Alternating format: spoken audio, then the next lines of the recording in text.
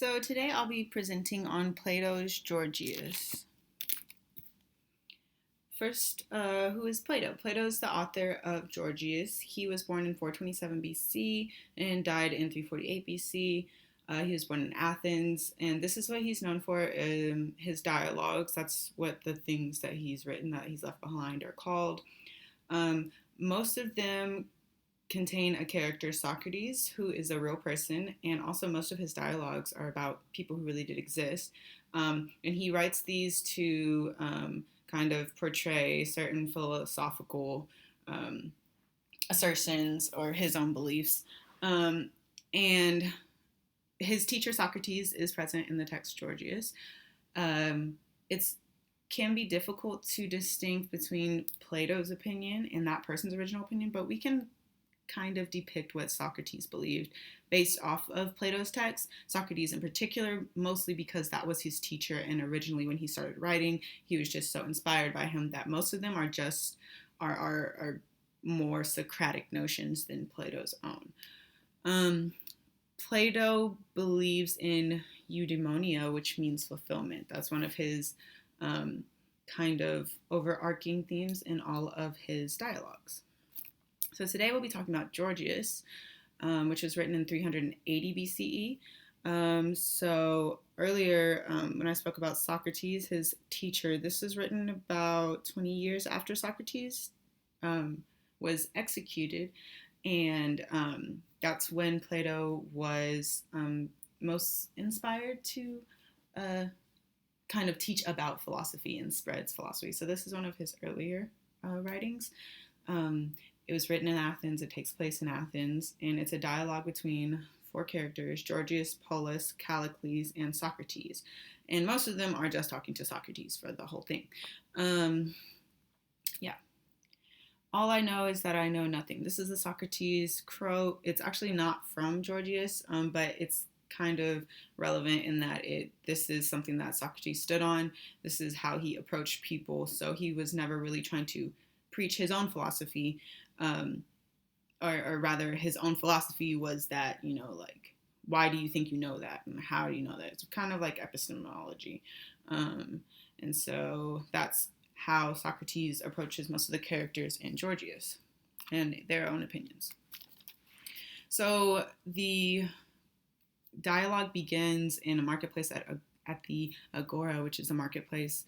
And basically, Gorgias is in town. He's a well-known speaker and ambassador from Leontini, and he has just given this crazy good speech at the Agora, and Socrates is in the crowd. He misses the speech, but he wants to talk to Gorgias, who is staying at Callicles' house, and Socrates knows Callicles, so he asks him, do you think he would be willing to talk to me? And Callicles is like, yes, like Gorgias loves talking. And he's like, no, but I want to have like a real conversation with him. So they go back to Callicles' house to have this real conversation. It begins with Socrates asking Gorgias, with what particular thing is it rhetoric, what he does, skill concerned. So he's saying, what do you do? Teachers teach. So what do you do? And he says he speaks. And eventually, Socrates makes him clarify that more. And he's like, okay, so what do you mean by speak? Like all kinds of speaking? Like you could speak, like to tell people how to do stuff, or like what kind of speaking? And he says, eventually Gorgias responds and says persuasion. This kind of gets the ball rolling for the conversation, and also sets up something that I think is interesting that this text offers, which is the Socratic argument. Socrates is kind of good at putting people in a corner and like debunking their beliefs. That's kind of how he approaches everything, which is also mentioned in the Gorgias. But yeah, so that's kind of how he argues with everybody. He's like, what do you mean by that? What do you mean by that? What do you mean by that? And he makes them define it and define and define until he can see the contradiction in their beliefs. So the Socratic argument styles is introduced, and the discussion takes off on the nature of rhetoric. And And Gorgias kind of says it's like an art and those sorts of things. And as Socrates wants him to define more, Polus gets up and he's like, Gorgias is tired. He just told a speech, so just lay off a little bit. Like, I can answer these questions because Polus is a student of Gorgias. And so Polus begins by calling rhetoric a art. He says it's the most noblest art of arts. And so Socrates replies to that and says, actually, no, it's kind of more like a knack, like it's a skill. And they kind of go back and forth there. Socrates pretty much argues that you're convincing people to do stuff, and that doesn't make it a skill.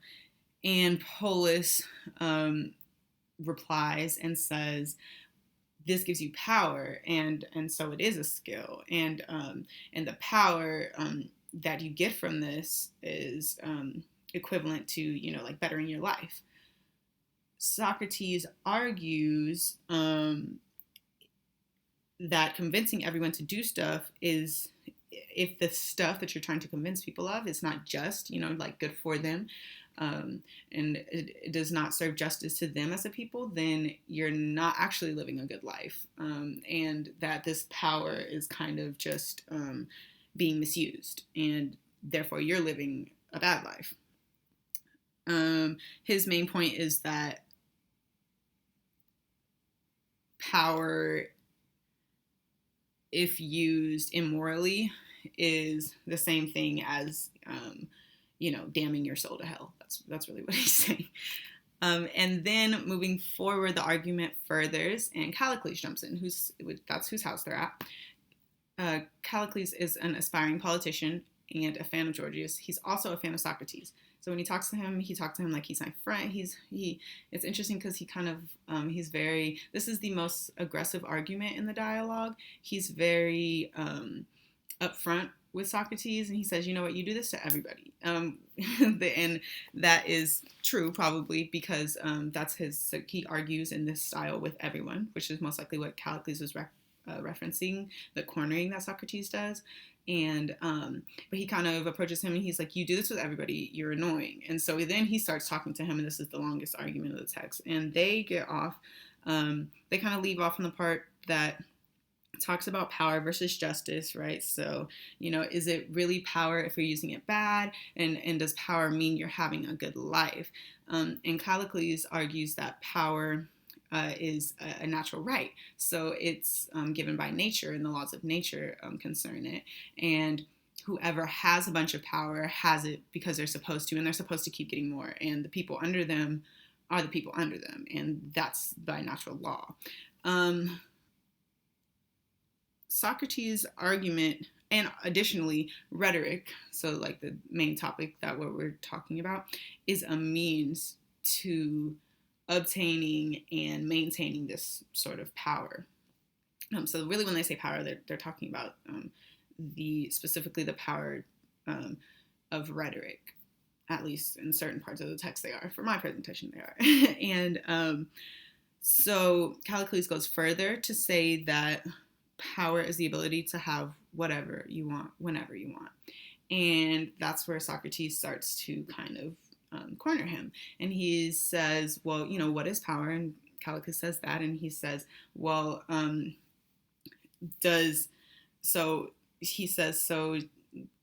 a good life would just be continuously getting your pleasure filled and filled and filled. And Callicles says yes, and that's the same thing as exercising this power and telling everybody to do what I need you to do. And so then Socrates, one of his final arguments is, does pleasure equal good? He's kind of starts to double back and forth with him and says, well, does everything that brings you pleasure, is it actually good? And originally Callicles says yes, but then he gets him to double back and say no, because there are certain things that cause discomfort that it can actually be good, and there are certain things that bring pleasure in the immediate moment that can actually not be in coinciding with our overall growth and stuff. And so really by the end of the argument, everybody, well, mostly Callicles, is tired of Socrates, but he lets Socrates finish the argument on his own, which I think is interesting because Plato wrote this, and Socrates is his teacher. You can see how much of a high regard he holds for him by the style of this text and probably other texts with him in it. He's literally in all of his dialogues except for one. So most of this dialogue is just Socrates kind of talking, kind of expressing his view on rhetoric, which is super interesting because in that form, it's a Socrates rhetoric. This is just Socrates convincing other people what he believes, which is by nature what we're talking about in rhetoric, which is convincing other people what you believe. So by the end, one could say Socrates kind of wins because they eventually literally get so tired of him that they're like, look, why don't you just argue with yourself if you know everything? If you're gonna make me clarify everything that I say, then like, why don't you just finish out this argument? And Socrates is like, okay, but tell me if I get something wrong. And they don't say anything. And Socrates kind of comes to an overall conclusion that rhetoric can be good, but it is nearly unheard of. He says, it has the potential for good. Good rhetoric geared towards justice of a people is ultimately philosophy. This is kind of a point that I got from it. That's how I read it. The first question, is politics greater than philosophy, and which lives a better life, comes out in the argument between Callicles and Socrates, because he asks him, he tells him like they're doing the rhetoric, they make the speeches because it brings more power, and that's what brings a good life. And Socrates is like, no, that's not true. And if you're not telling people to do good things for themselves, then you're not living a good life. You're just kind of a heathen. And so that's how that question is brought up. And these are kind of some of the conclusions. There's really many different parts that you could really break down of this text because it is so thorough. And Socrates has a very detailed method by which he untangles everyone's arguments, and he argues with 3 different people. So there's lots that you can pull out of it. But I just kind of put together the main points from everybody's argument that geared and led to this. I think it's interesting and relevant in today because we just had a presidential election.